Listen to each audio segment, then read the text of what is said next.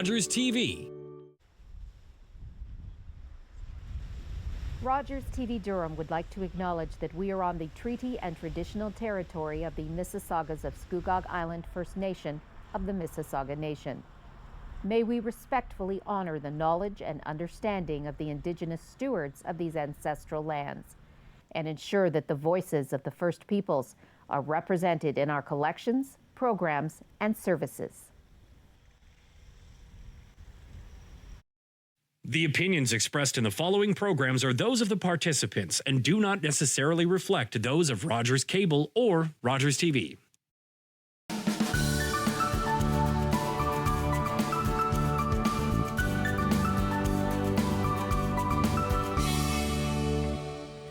Hello, everyone. Welcome to another episode of At the Heart of Business. I'm your host, Judith Tate. At the Heart of Business is a conversation with women in business discussing their challenges and successes. My first guest today is Michelle Machado, owner or founder of Luminara Academy. Welcome, Michelle. Thank you so much, Judith. Thank you for having me here. Thanks so much for being here. I'm really, really interested to find out all about this unique business that you have. Thank you. Luminara Academy. First of all, how did you come up with that name? I think I was looking for something. My business is geared towards kids, and so I wanted something that really talked about the potential to eliminate possibilities and ignite potential, and so that's where Luminara comes from. You know, just that ability, that creating that inner light that is within each of us, and I think that's how it was born. Okay, so tell us a bit about what you do. So the business, Luminara Academy, our mission is to empower kids, tomorrow's future generation of leaders, with the essential life skills that they will need to navigate tomorrow's world. I think today in the world of AI that we live, our world is changing so rapidly with technology, with young kids immersed in technology.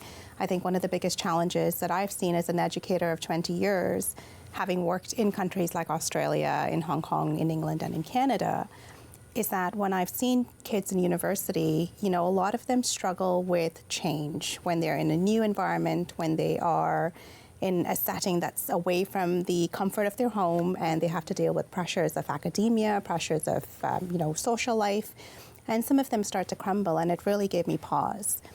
And with that, as a mom of two kids, one of the things I had to ask myself is, what can we do as a society to really prepare our kids so that they're better able to deal with the challenges that life will inevitably bring? And that is where Luminara Academy was born. So our mission, our programs that we offer is for ages 9 up to ages 17. And we teach them mindset. We talk about emotional intelligence, leadership, communication. How do you understand your own emotions and those of others? How do you build empathy? Because that is the cornerstone of relationships. How do you lead in a team when not everyone's going to have the same opinion as you and you still have to get the job done? Yeah. How do you manage those sort of conflicts that arise within teams? And so those are some of the skills that we teach within our programs at Luminara Academy. Okay, so it sounds like quite a wide variety and very unique.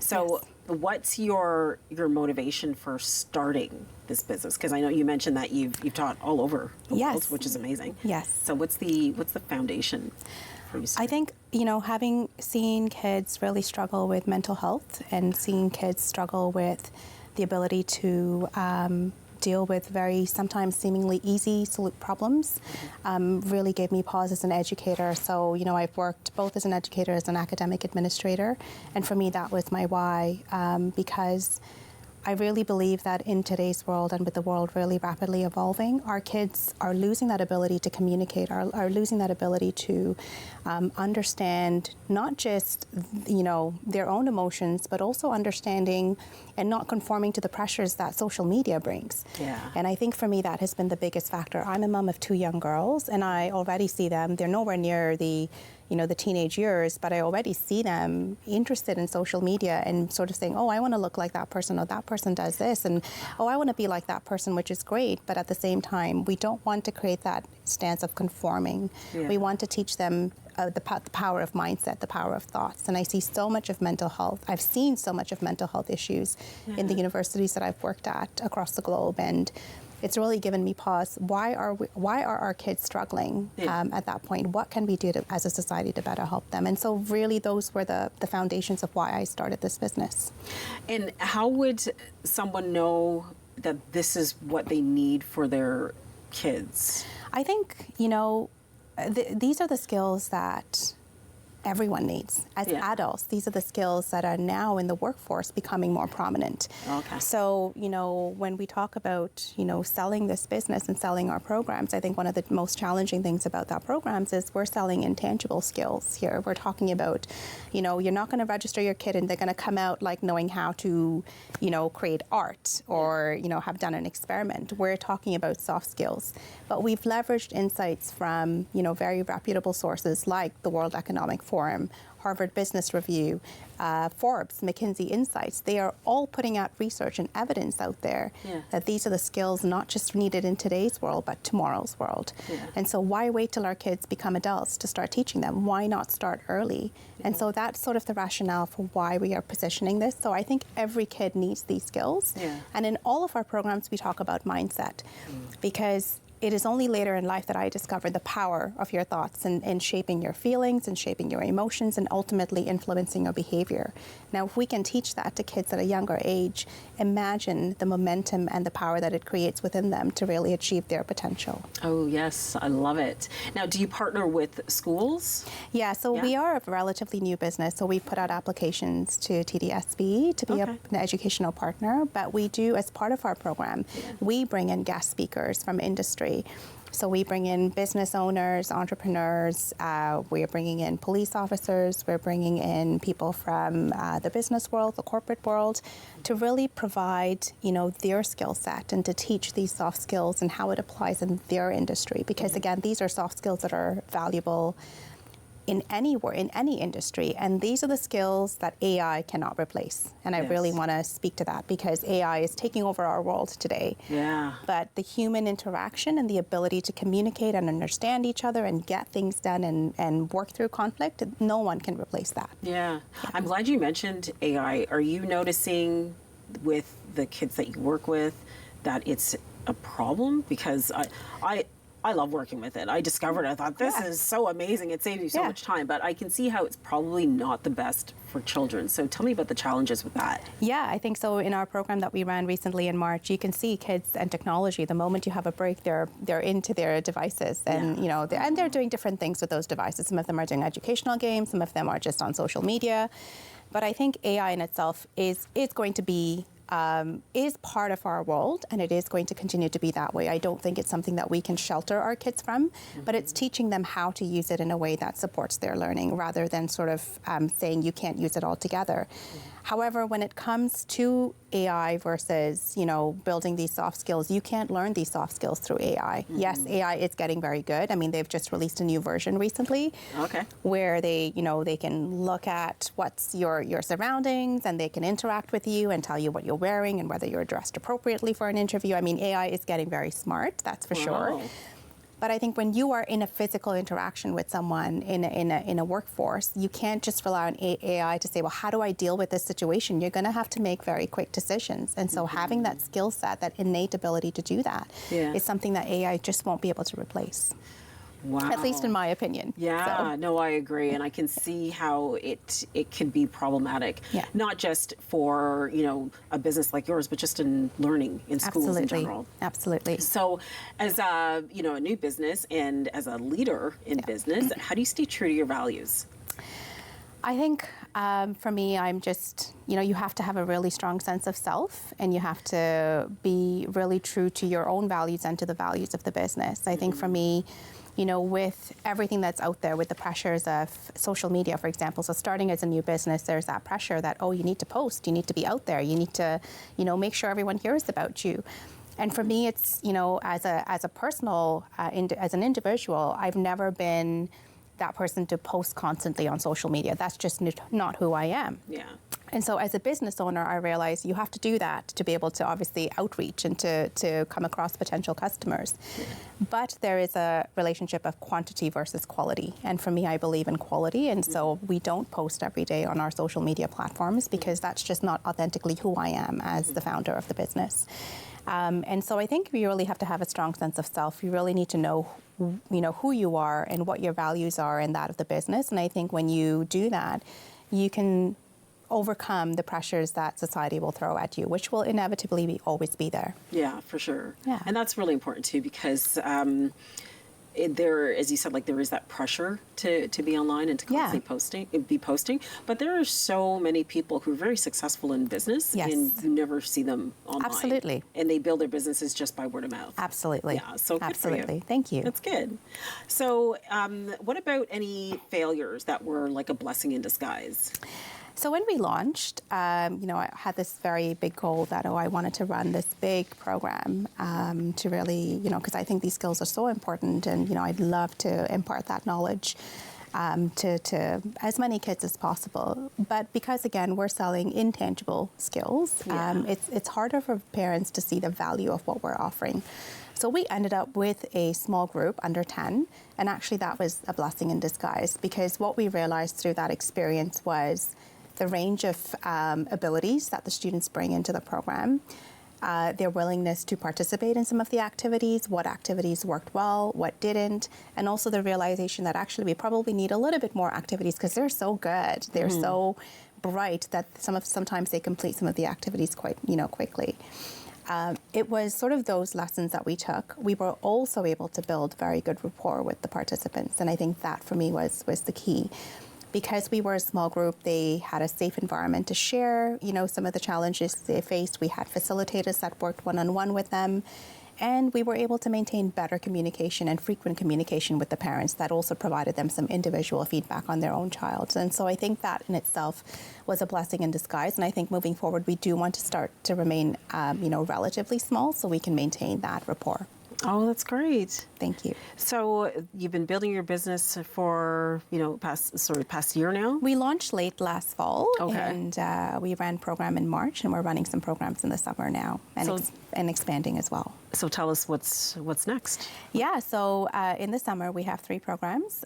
We have a foundational skills for preteens, which is ages 9 to 12, and it's really geared towards building emotional literacy, because I think it's a younger age group. You need to teach them how to understand the emotions that they face, and also teaching them a little bit about active listening, communication, and building in leadership and resilience and teamwork. Mm-hmm. Then we have an EQ-led leadership program that is for a higher age group, ages 13 to 18 or to 17. I think as you have teenagers who are getting ready for part-time jobs in university, really teaching them how to lead with empathy, to lead in teams that don't necessarily have the same opinion as you, really building in that emotional intelligence, because people are the success to any project, to any organization. Yeah. And finally, we have the Smart Skills Toolkit, which is for ages 10 to 15. And that is really talking about some more tangible skills like digital literacy, how to navigate online safely, how to be prepared for, the digital footprint, and being careful about what sort of information you put online. We talk about financial literacy, we talk about time management, project management. So there's a range of more tangible skills that we teach in that program. And all of that is coming up this July, and our registrations are currently open. That's great. So if you could give one quick tip of advice to someone just starting in business, what would that be? I think, like you've asked me, know your why and believe in yourself, because, not everyone will understand your vision for what you want to do and why you want to do it. But as long as you understand that and you believe in yourself, I think you're able to use that to get through every obstacle that will inevitably come your way. And I know you've asked me for one tip, but I will say leverage your network, because your network is your net worth. And I think any successful business relies on a community to help support them. So, great words of advice. Thank you very much, Judith. Thank you for having me. Yeah, thank you. This was a great conversation. Thank you. It was so nice to have you. Thank you. Stay tuned. We'll be speaking with Ruth Edwards of Shine Mobile Toronto next.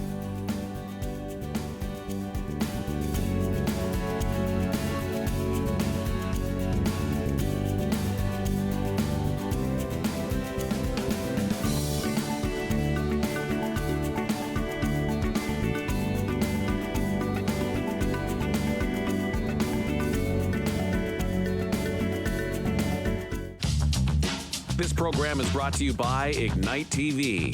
Now you're in command.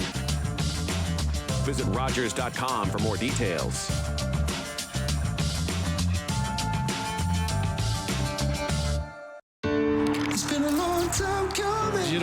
to keep it, you win it to be a part of its history. Always hard to see the difference between winning and losing.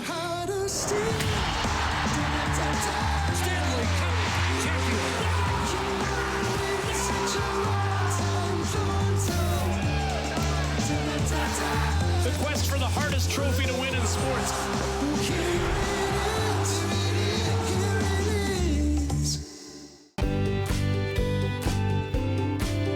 You're watching Rogers TV. Hello, everyone. Welcome back to At the Heart of Business. I'm your host, Judith Tate. At the Heart of Business is a conversation with women in business discussing their challenges and successes. My next guest is Ruth Edwards, owner of Shine Mobile Toronto. Now, Ruth is a very special guest. She's the one who makes our guests look absolutely beautiful with her Shine Mobile Toronto business. Welcome, Ruth. Thank you. Thank you. so It's much good for to be here. I know. It's so nice to have you on the show. So you're usually behind the camera. Now you're in front of the camera. How does it feel? It feels very scary, but I'm good. And you look beautiful. Thank you. So tell us all about Shine Mobile. How did you get started? How did you come up with the name? Tell us about it.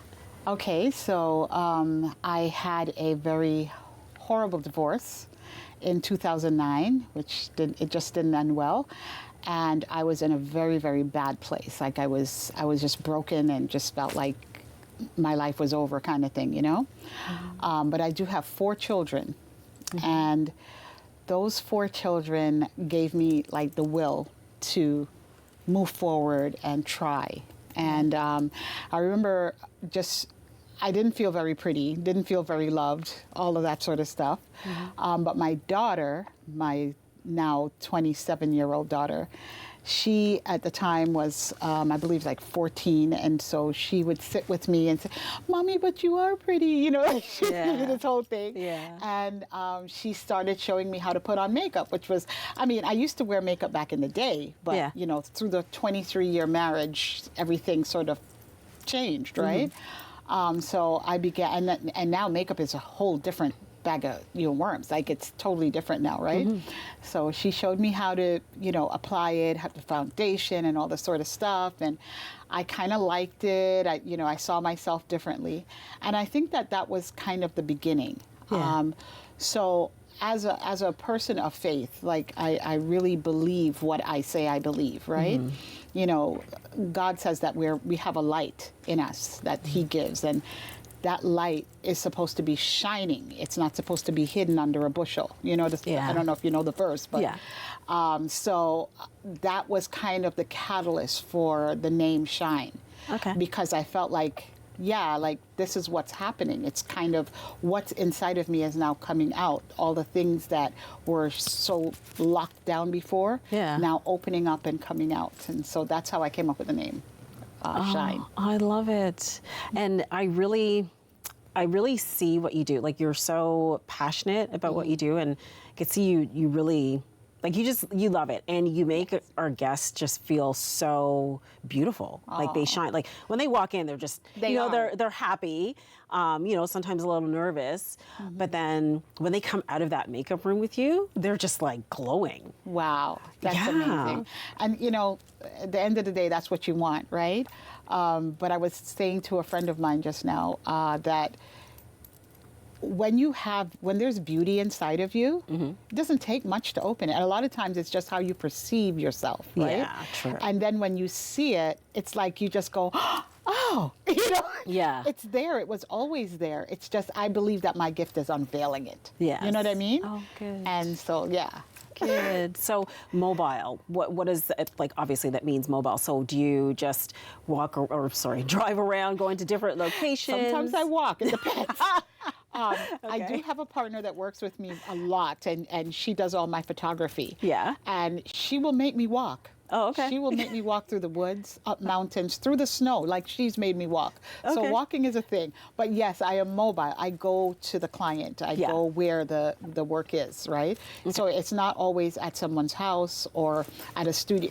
It could be in a park. It could Yeah. be Oh, you good. know, at a pool. It could be anywhere because that's where people are. It's mostly like photo shoots and Okay. birthday parties and things, events and things like that. So yes, I go. Okay, so do you do like men and women, children? Yes. Yeah, everything? I okay. do everybody. Children, usually pamper parties for little girls. Mm-hmm. I've had to do makeup for men, but I also Okay. do their hair. Yeah. We did a photo shoot up in the, I can't remember the name of the area, but it was like a farm. Yeah. And we did like a sort of country city wedding. So the guy was country and the girl was city, and Oh. and so Nice. that was a really, really fun thing to do with a bunch of different people. So there were all kinds of business people there. There were photographers, videographers, decorators, and I was a part of that. So the gentleman, because of it being a high-end photo shoot, he had to have makeup on. So that was okay. fun. Yeah. That was fun. And I gave him a pompadour, which he was quite shocked that I could do. Okay, Yes. excellent. Love it. Yeah. Now, in starting this business, because from what you described, how it started, what were some of the challenges that you faced? I didn't really have a lot of challenges because I found that it was freeing in that it gave me a lot of freedom to be where I wanted to be and do how I wanted to do it. And I didn't have, like a boss telling me, how to or what to. But I think the challenge that I would see, and I think it's something that I would probably face for a long time, is a sense of competition. Like people who are doing the same thing or something similar, see you as competition instead of collaborating. I'm a collaborator. Yes. Right. So if you're doing it, like my daughter does makeup, right? Yeah. But she does like drama makeup. Like she will literally make you look like a totally different person, right? And that's not my gift. My gift is to bring out a natural look. But I work with her. I've done fashion shows with her because I think that there is a place for that, and that there are certain people who want that, right? So I don't see that as a problem. I see that as, hey, we can do, we can work together, right? I mean, even with my photographer, like we do stuff with each other and with other people all the time. So I think one of the things that I would like to see in the business world is more collaboration and less competition. I love that. Yes. And leveraging other people's networks. Yes. That's great. Yeah. And what would you say is your biggest win or your proudest moment? Oh gosh. I think the most, and it's very simplistic because it's not anything super duper. I mean, obviously I love doing projects and I love them to be successful. But I think for me, like you said, when I'm done with a client who has become a friend and they walk out and they see themselves and they're like, oh my, that to me is awesome. Like I really, it makes me feel like, I've done my job, and that makes me happy. Yeah. Oh, that's great. and I've seen that here too. Yeah. People walk out, and I'm even like, oh my goodness, you look amazing. Yeah. Well, even with you, like you sat in the chair, I hardly did anything, but you looked so beautiful with just a little eye makeup, and it transformed your face. Yeah. So I mean, like it's just my thing. That's what makes me happy. It's to see people shine. Yeah. Oh, that's great. I love it. So, how would you define success? I would define it.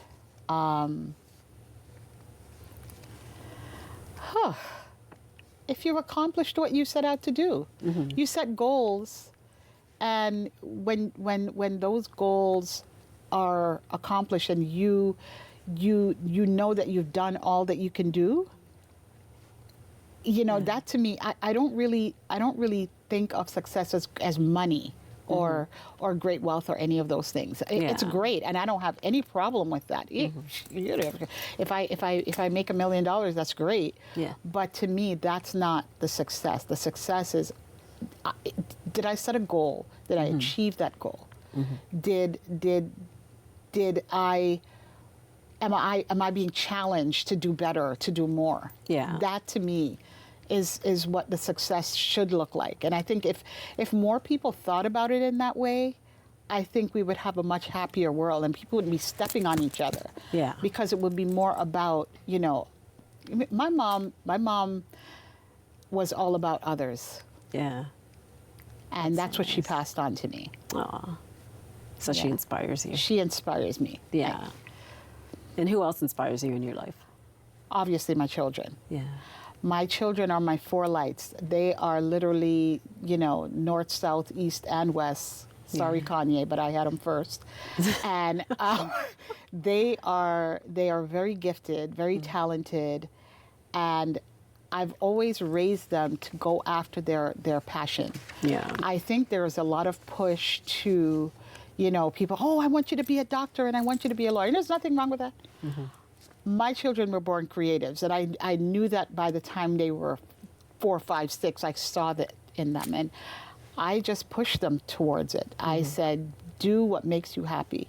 Do what you feel that it's in your heart to do. Mm-hmm. Don't allow anybody to make you into somebody that you're not. Yeah. And that's what they've done. Yeah. And I'm very proud of them. Yeah. Because they inspire me every day. Oh, that's nice. Yeah. And that's also a form of success when Yes. you've given your kids the blessing to be and do whatever it is that they want and to be who they want to be, and you see them doing what they want to do. That's success for them, but that's also success for you. For the parent, because we're doing, I believe, God's work in that, we're being the kind of role models and parents that we're not pushing or frustrating our children, but we are allowing them to grow and manifest their calling, right? Mm-hmm. And the other thing is my biggest inspiration, human form, is my mother, as I said, right? My mother was also a very creative person, and she did everything that she could do so that we could have. Yeah. She didn't waste a second. Mm-hmm. She was always, if she was baking cakes or she's making dresses, she was, she's always doing something. Mm-hmm. She had like 14 jobs, like a Jamaican saying. Mm-hmm. You have to, my mom. The number one, and this might sound preachy, as I said, but God is He is my source. Yeah. For everything. Everything else that happens in my life is a resource as far as provisions, right? Mm-hmm. But God is my source. Mm-hmm. He's been there for me from day one, and He has not left. Yes. And as much as things seem like they're dark and, whatever, as long as I focus on that and strengthen my faith, there's light. Yes. I'm never in the dark, really. Sometimes you think you are, but you're never in the dark. Alone. That's great.